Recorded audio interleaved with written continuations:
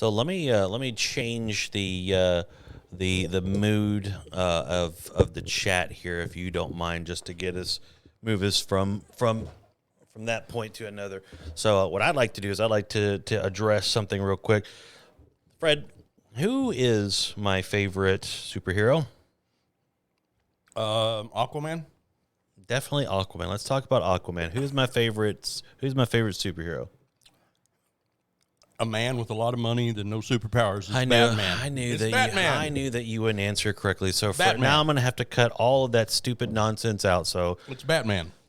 So anyways, couldn't just play along with me when I rarely do I ever ask or I say I'm going to change or do something. Can we try it again? Yeah. All right, here we go. Hey Fred, who's my favorite superhero? Batman. You are correct, Fred. I know. That's the first time that I've asked you tonight. But anyways, Yeah, sure. So the reason why I asked that question, I don't know if you guys keep your ear to the news as much as I do when it comes to Batman news, but here's what I'll tell you. There is a man that has played Batman since the 90s, all in animated formats, video games, and there was one time he was able to play Bruce Wayne kind of slash Batman in a live action. His name's Kevin Conroy. Right, he is what I've been calling my Batman for years, because the main reason why I call him my Batman is because I was introduced to Batman through Adam West, right? Adam West at my grandma's house, the goofiness. So I had a general interest in the character Batman, not knowing anything about him other than him just punching people with pals, zap and zam. And then I remember seeing a commercial for the Batman the Animated Series, and I was like, "Oh, that actually looks pretty good." And I remember anticipating the point where the show came on, and the first episode, the way that it showed up. But also, I forgot to say that, like, in between Batman 66, there was Batman 89, right? Michael Keaton's Batman. So I don't want to forget that, because that was a huge mark for me when it comes to the Batman. But anyways, so Batman the Animated Series comes on. It's got a similar theme to Batman 89, and the guy that played Batman, his name is Kevin Conroy, and he was a stage actor that took, if I remember his story correctly, he took the role of Bruce Wayne Batman just for a paycheck. Didn't think it was going to be as big and broad as it was. So So he was actually a pretty formidable voice within my younger years. So like I always had an affinity for Kevin Conroy. And then when the Batman Arkham Asylum games came out, he played Batman in all of them, I believe, except for Batman Arkham Origins. They got someone else to play it. So he played Batman through the animated series, TV show, the movie called Batman Mask of the Phantasm, which is one of the best Batman movies ever made. And then you also have video games that he played in. So he was a consistent voice. They had animated movies that had Batman in there where maybe he had maybe one or two lines in it, but he still was the voice of Batman. He's the definitive voice of Batman. And then last week, a couple days ago, they announced that he died at the age of, it was like 66, I believe. And it sucks. Yeah. And the thing about it, the reason why I wanted to bring it up is because, 66 isn't that old, right? So you're right, it's not. So the voice of my Batman, the person I thought would play Batman for the next 20 years is now no longer going to play the role of Batman anymore. So you have that. You have this guy that's so such a cornerstone in the realm of my love for the character Batman is now gone. And then yesterday, this guy, I was somewhat of a fan of him in MMA. He was a 38-year-old guy. His name's Anthony Rumble Johnson. He passed away at the age of 38. A peak athlete at the top of his game just died. And so, like, it's one of those ends of the spectrum. You have a guy that's kind of like right in the middle of his life, right? Like 38 is at, he was still in the prime of his career. Like he could still knock just about anybody out that he had to fight. Then you have a guy who's kind of like right smack dab in the middle at 66, and both ends of the spectrum, right? He's closer to 70, he's closer to 40, and they both die. One of them dies of cancer, the other one dies of of an illness that they haven't said, and that's between the family and if they want to release that or not. So the whole point and all that, of course, is to show some love to Kevin Conroy, but then also throw out there that, like, we don't know. We've said this before, that you never know when your time is going to happen. You have a 38-year-old guy who a year ago sent a tweet out that said he was scared for his life and to pray for him, even though his life never showed that he was ever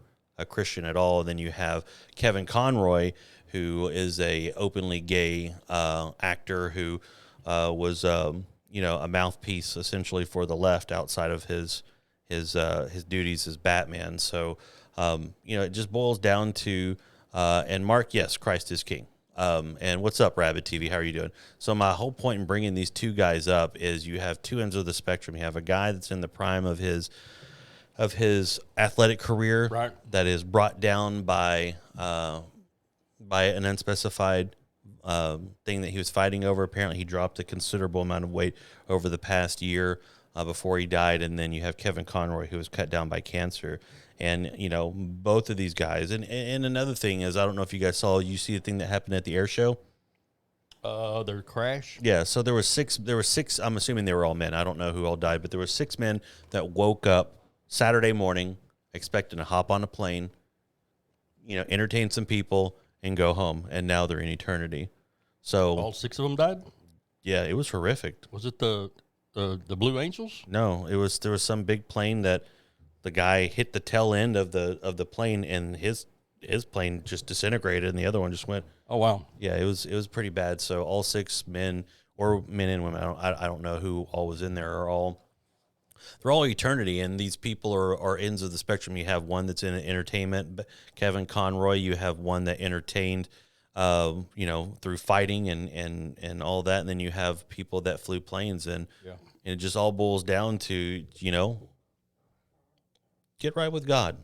Yeah. Give the gospel. We don't know. One of the doctors I worked with, 66 years old, got off of work, went home, and his wife found him sometime short time later out in his workout area, dead.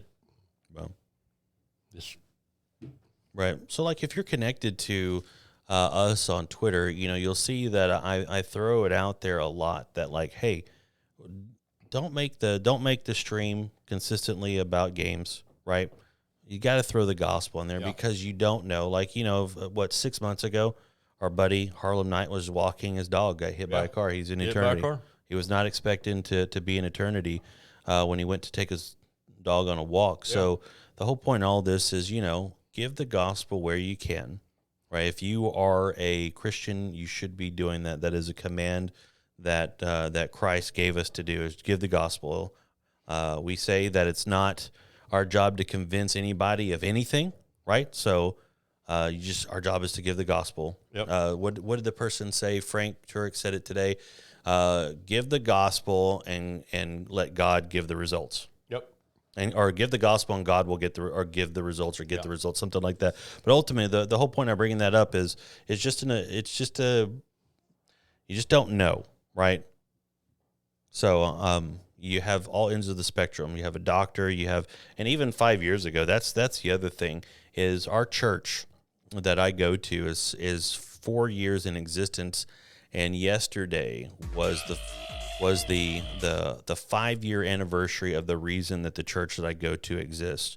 There was a man that I knew that I had great admiration for, that I grew up in the church that I wouldn't say he grew up in because he was older than me, but he started going to the church around the same time that I started going to the church whenever I was a teenager.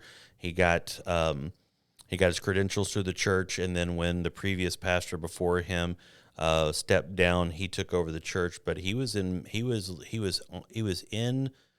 the pulpit preaching, and he died. He had a massive heart attack and died. He woke up that day expecting to present the gospel and give the gospel, and then before the day was even over, he was in front of the gospel. Woke up with Jesus. Yeah, so it was so all that to say, again, is just give the gospel when you can. You don't know when. You just don't know when. Yeah. So I wanted to start off by getting the attention through talking about Kevin Conroy and ending with, if you stream, give the gospel. If you don't stream, give the gospel, because you just don't know.